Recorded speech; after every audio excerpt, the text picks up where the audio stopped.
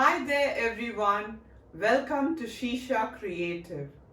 The rainy season has begun, and this is the best time to buy plants for your house as it will adapt to the environment very easily.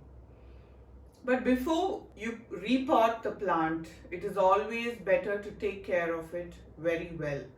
So, for the first 2 or 3 days from the time you buy it from the plant nursery, it is best to keep it in its containers the way you bought it, whether in a bag or a pot.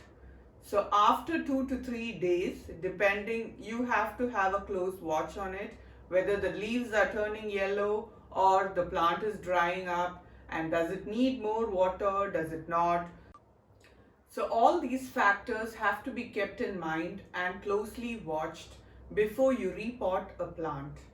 It is very easy to repot, but to take care of it and for the plant to thrive well, it does need time. Like any other living being or a living thing that is going to be transported to another place, it takes time for adaptation. So the same with plants. Even if the plant nursery is very nearby to the house, you always have to give it some time, at least 2 to 3 days, for the plant to adapt to your home environment. Today we are going to see how to repot a plant. So I have repotted the plants after 10 days.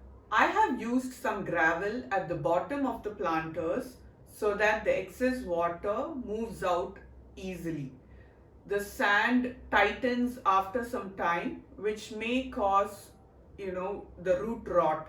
So it is always necessary to add gravel at the end of the pot.